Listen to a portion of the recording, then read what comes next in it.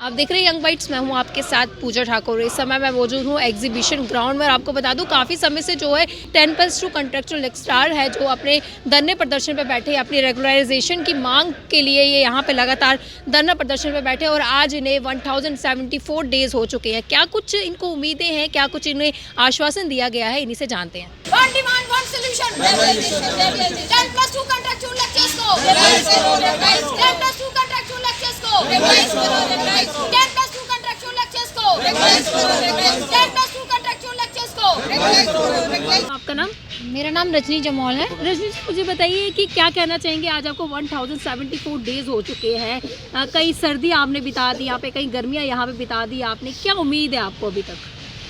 Ma'am, हमें यहाँ पे 14 फेब को जो है वो 3 साल पूरे हो जाएंगे, लेकिन हमारी उम्मीद जो है वो टूटी नहीं है। पहले भी हमें आश्वासन पे आश्वासन ही मिले, सरकारों ने भी आश्वासन दिए, लेकिन उसके बाद हम गवर्नर साहब से मिले, जो पहले वाले गवर्नर सर थे सत्यपाल मलिक जी, तो उन्होंने हमें कहा था कि आपका केस जो है वो क्वाइट जेन्युइन है और वो सॉल्व हो जाएगा। लेकिन उसके बाद स्टेट की कुछ ऐसी कंडीशंस रही, पुलवामा अटैक हो गया, 370 ब्रेक होगी, तो हमारा जो केस था वैसे का वैसे रह गया। लेकिन हमारा केस जो है वो क्वाइट जेन्युइन है।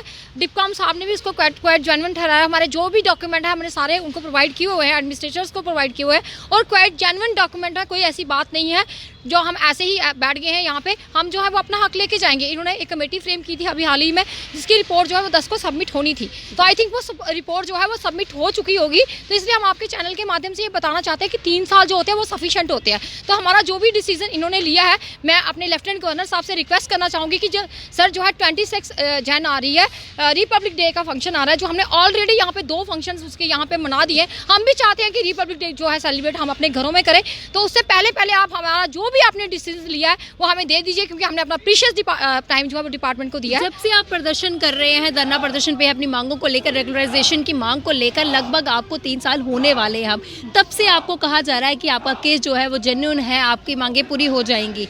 ये सब कहने के बावजूद भी इतना टाइम लग रहा है। मैम, मैं पहले भी मीडिया में ये कह चुकी हूँ कि हम लोग जो है वो गरीब फैमिली के, मिडिल क्लास सोसाइटी के बच्चे हैं। हमारे माँ बाप ने हमें बड़ी मुश्किल से पढ़ाया और इन्होंने हमें जो है वो लॉलीपॉप की तरह यूज़ किया और थ्रो कर दिया।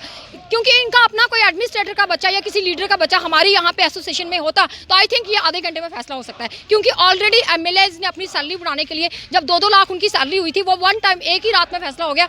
तो मैं यही पूछना चाहती हूँ मोदी साहब से कि सर हमारे फैसले में इतना टाइम क्यों? क्या हमारी अप्रोच नहीं है? इसीलिए देखा जाए कुछ लोग जॉब के लिए प्रदर्शन करें और जिनकी जॉब है वो उनको रेगुलराइजेशन के लिए प्रदर्शन करें। क्या लग रहा है, सिस्टम में कमियां खामियां हैं या हम लोगों में? मैम, सिस्टम में ही खामियां। मैं तो ये कहना चाहूँगी जम्मू कश्मीर के अवाम से, युवा से, कि अगर ऐसा ही सिस्टम है तो आप लोग आगे आइए, आप सिस्टम को हाथ में लीजिए, क्योंकि ऐसा तो नहीं होना चाहिए। मैं कहती हूँ 370 ब्रेक होने के बाद इन्होंने कहा था कि जम्मू में जो है वो शांति बहाल की जाएगी, युवाओं को जॉब्स दी जाएंगी। जिनकी जॉब लगी थी उनकी भी जॉब छीन ली, तो आगे क्या युवाओं को जॉब देंगे? मैं आपके चैनल के माध्यम से एक बात और कहना चाहूँगी कि 26 को हमारे प्रधानमंत्री जो हैं वो मन की बात जो है वो लोगों से शेयर करेंगे।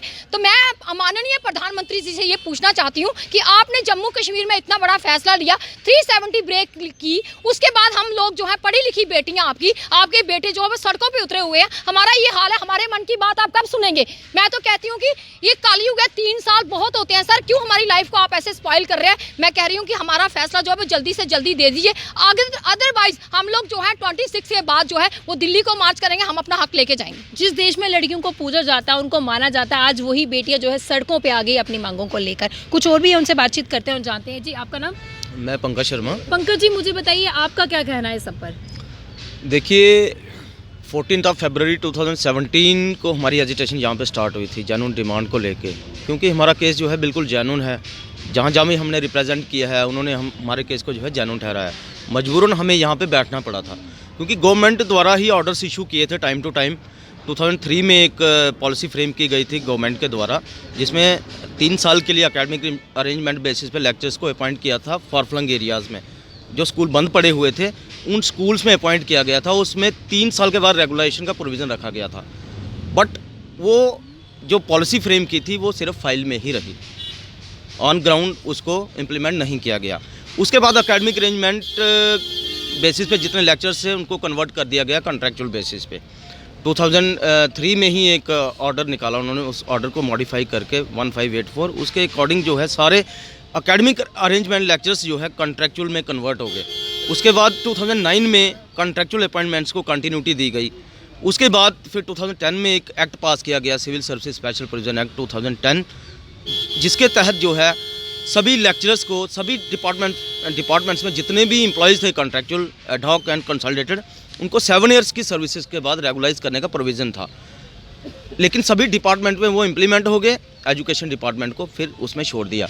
टिल डेट वो ऑर्डर जो है स्टैंड करते हैं। मैं आपके माध्यम से यही अपील करना चाहूँगा एडमिनिस्ट्रेशन से कि हमारा केस को स्टडी करिए, क्योंकि हमारा केस जो है बिल्कुल जेन्युइन है और हमारा डिसीजन जो है विदाउट एनी डिले दे दीजिए, ताकि हम लोगों को और ज़्यादा सफ़र ना करना पड़े। धन्यवाद। लगभग 3 साल इन्हें होने वाले हैं और अपनी रेगुलराइजेशन की मांग को लेकर ये इसी तरह से सर्दियां हो या चाहे गर्मियां हो, बारिश हो या धूप हो, लगातार ये प्रदर्शन कर रहे हैं। और एडमिनिस्ट्रेशन द्वारा भी ये कहा जा रहा है कि इनका जो केस है वो जायज़ है, लेकिन देरी क्यों बढ़ती जा रही है वो तो आने वाला वक्त ही बताएगा कब तक इनका काम होगा। और ये जो इनकी जो उम्मीद है वो बरकरार है। ये उम्मीद करते हैं कि जल्द से जल्द जो इनको जो भी आश्वासन दिया जा रहा है वो सरकार जो इस पर पूरा खरा उतरेगी। अगली अपडेट लेकर फिर मैं हाजिर होंगी, तब तक के लिए आप देखते रहिए यंग बाइट्स। वीडियो जर्नलिस्ट अभिषेक बड़ू के साथ मैं पूजा ठाकुर, यंग बाइट्स।